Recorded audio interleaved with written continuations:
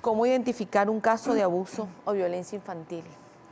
Mira, eso es un poco complicado porque no todos los niños reaccionan de la misma manera. No todas las personas reaccionamos de la misma manera frente a un hecho traumático, ¿verdad? Sin embargo, si somos padres y conocemos a nuestros hijos y los observamos y ellos comienzan a tener algún tipo de cambio de comportamiento que no es el habitual en ellos, lo correcto es que ese padre, esa madre, indague qué le está pasando a su hijo, ¿bien? Por ejemplo, el niño comienza a bajar su rendimiento académico, ¿ok? Un niño que por lo general mantiene el rendimiento académico en X y de repente ese rendimiento académico comienza a caer, tenemos que averiguar qué le está pasando a nuestro hijo, ¿ok?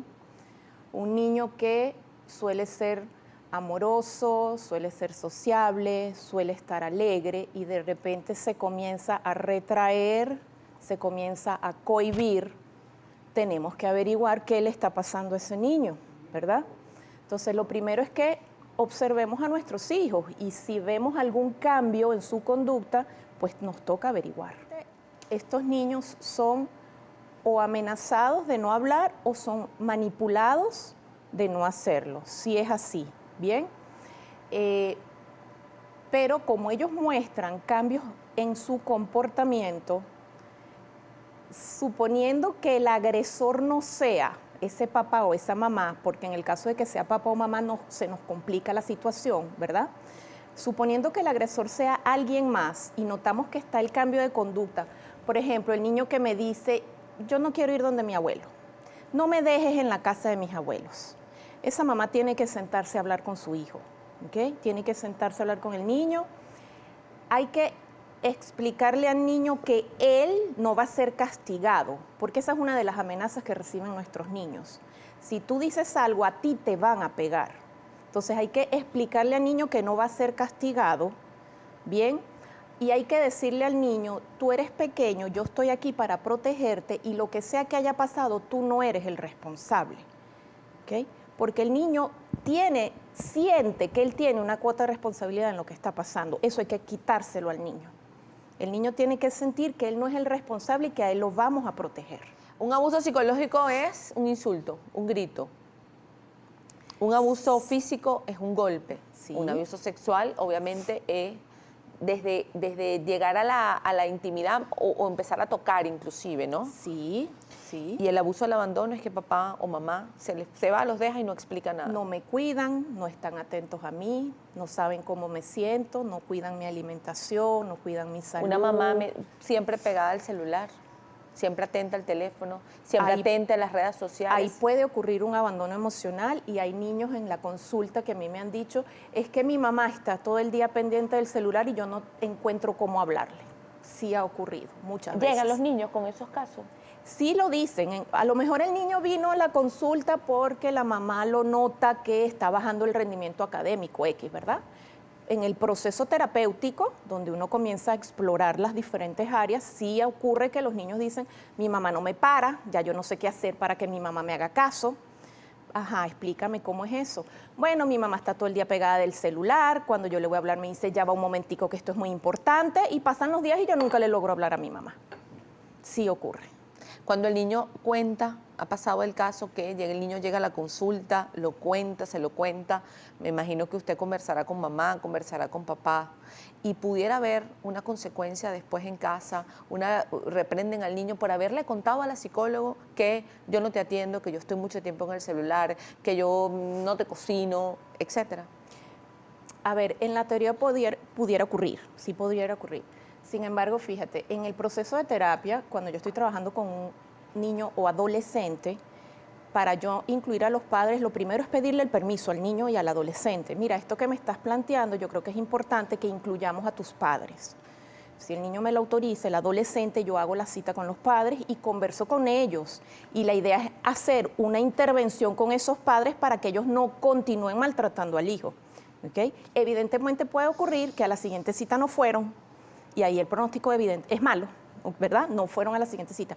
Pero gracias a Dios, la mayoría de las veces esos padres son permeables a las indicaciones porque además de ellos viene la intención de traerlo a la consulta.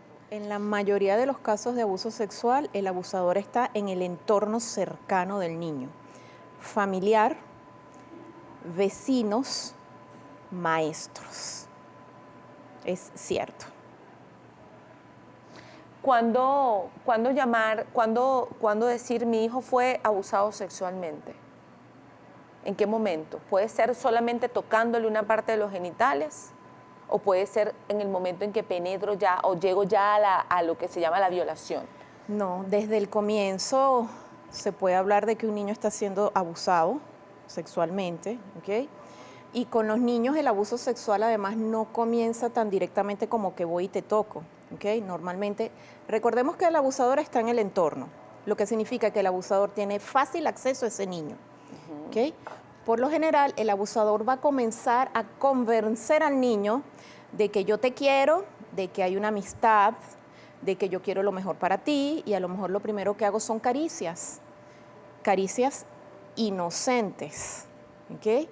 Y eso va en el tiempo avanzando, ¿ok? Después de las caricias inocentes pasamos a las caricias de genitales, luego pasamos a conductas masturbatorias y en menos casos se pasa a conductas tipo penetración, ¿ok? Pero desde el inicio hay un abuso sexual sobre ese niño.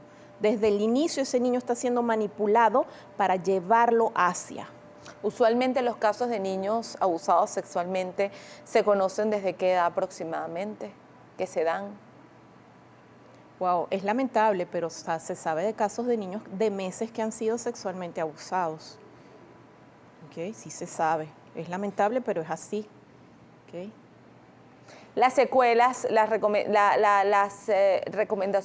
secuelas que puede dejar en un niño, porque puede ser que yo como mamá desconozco el caso y pasan años y el niño fue abusado sexualmente quizás por el mismo miembro de la familia durante años. Eso suele ocurrir y, por ejemplo, si a ese abusador le gustan son los niños, cuando este niño llega a los 12, 13, 14 años, el abuso cesa, ¿verdad? Y ese niño sigue con su vida y esa mamá nunca se enteró. Sí puede ocurrir. Y a lo mejor ese niño llega a mi consulta ya de adulto porque, por ejemplo, tiene problemas sexuales, tiene problemas en las relaciones de pareja, ¿verdad? Y cuando yo exploro con ese adulto, ahí yo encuentro que él cuando era niño fue víctima de abuso sexual, no sé, por el padrastro, por el tío, por el padrino. Me escribe Jennifer Rodríguez. Buenos días, tengo una vecinita que viene a jugar con mi hija y cada vez que juega con las muñecas, las desnuda y las arropa, simulando un acto sexual. Siempre le digo que eso no se hace. ¿Cómo enfrentar esta situación? Aquí pudiéramos hablar de la vecinita que está siendo abusada, que está viendo de repente a mamá y a papá, o los está escuchando quizás, bueno, mamá o papá o algún miembro de la familia que está, está intimando con alguien. Sí, fíjense, no es habitual que un niño pequeño, 6, 7, 5 años, juegue con sus muñecas a tener actos sexuales, porque los niños de esas edades no saben que existen los actos sexuales. Eso no es una información que un niño de esa edad deba tener, ¿ok? O sea, una niña de 5 años no juega con las muñecas que las muñecas están teniendo relaciones sexuales. Un niño de 5 años no sabe que eso existe, ¿bien? Entonces, si tenemos este caso de esta niña que está jugando a eso, hay que averiguar por qué esa niña ya tiene esa información. Si una de las razones puede ser porque ella misma está siendo abusada, pero también podría ser porque, por ejemplo, ella está viendo a sus padres o a alguien teniendo relaciones sexuales. Bien, acordémonos que aquí hay una gran población que vive en hacinamiento, por ejemplo, ¿verdad? Sí. Donde los niños ven cosas que no deberían ver.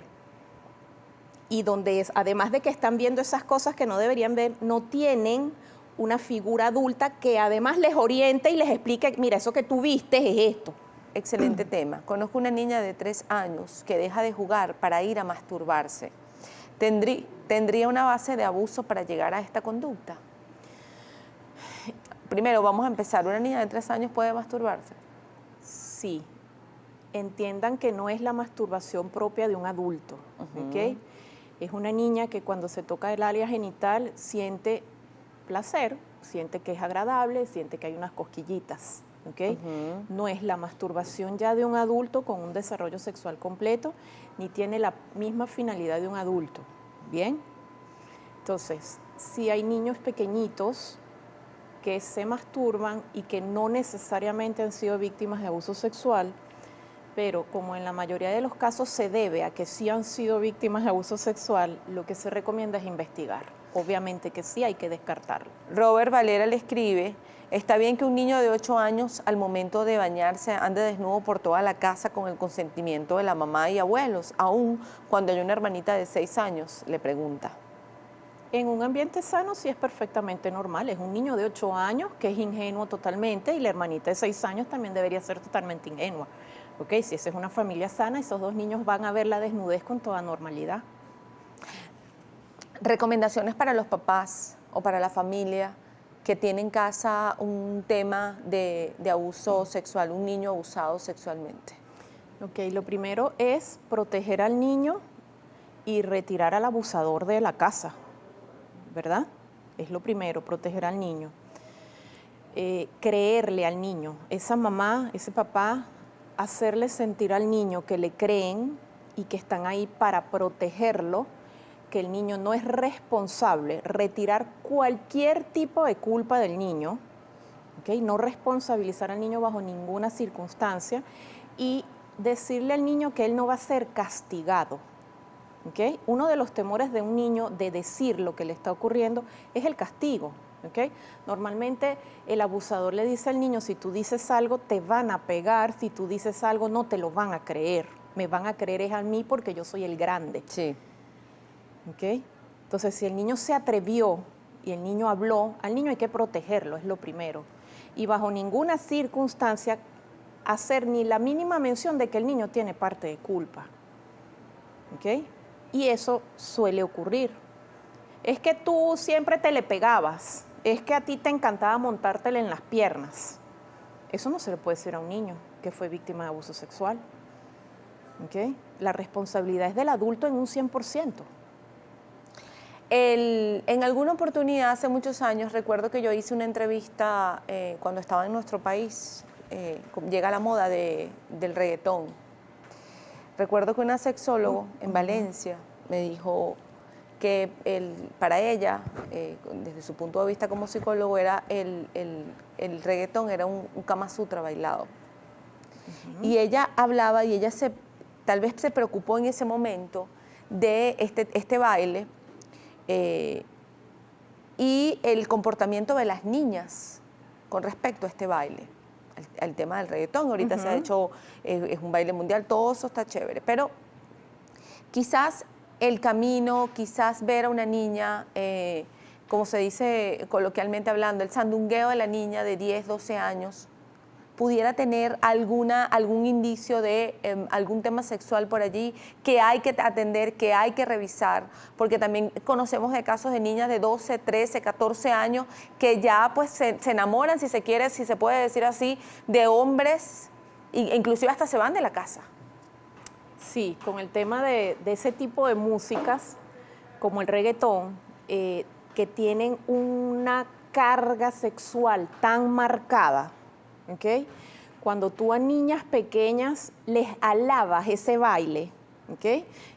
Tú hablaste de 12 y 13 años, yo he visto videos de niñas de 7 y 8 años bailando esa música y le hacen rueda y las aplauden, ¿ok?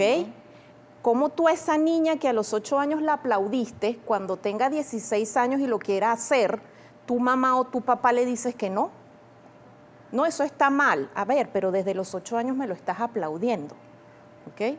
Y sí es una música con una carga sexual importante, ¿ok? Yo he estado en piñatas donde la música que colocan es reggaetón. O sea, por favor, ¿ok? Hay música infantil, que es la que se tiene que colocar en las piñatas. No adelantemos a esos niños para que cuando lleguen a los 15 años queramos meterle un freno que ya no les podemos meter. El tema del abandono. A veces estamos sumergidos en mucho tiempo en el teléfono, estamos agobiados con los problemas del día a día, estamos cansados, 90 días de confinamiento, dice uno en casa, quiere ver otra cosa, pues se sumerge en esas redes sociales o qué sé yo, en Netflix, cualquier cosa, y ahí nos perdemos y abandonamos a los niños. Hay un abandono emocional en esos casos, ¿ok? Y en nuestro país, de un tiempo para acá, está ocurriendo un abandono real y físico, que es que los padres están emigrando y están dejando a los niños aquí con terceros a su cuidado, ¿ok? Los están dejando con tíos, los están dejando con abuelos, ¿ok? Y ahí se está produciendo un abandono también que afecta emocionalmente a ese niño, sí está ocurriendo. Las recomendaciones finales en todos los aspectos para la familia, para el vecino, para la persona que está viendo algún acto de abuso hacia los niños, sea psicológico, sea físico, sea sexual. ¿Qué hacer? A veces nos callamos, a veces no lo queremos decir, a veces decimos, eso no es mi problema, eso es asunto de ellos. Si alguien sabe o sospecha que está ocurriendo efectivamente un abuso, es importante que esa persona se dirija a las autoridades competentes a plantear el caso y las autoridades guiarán el proceso. Lo que nunca debe ocurrir es que nos quedemos callados, porque en ese ir y hablar y plantear, probablemente estamos salvando a ese niño. Entonces no nos quedemos callados cuando sepamos que eso está ocurriendo.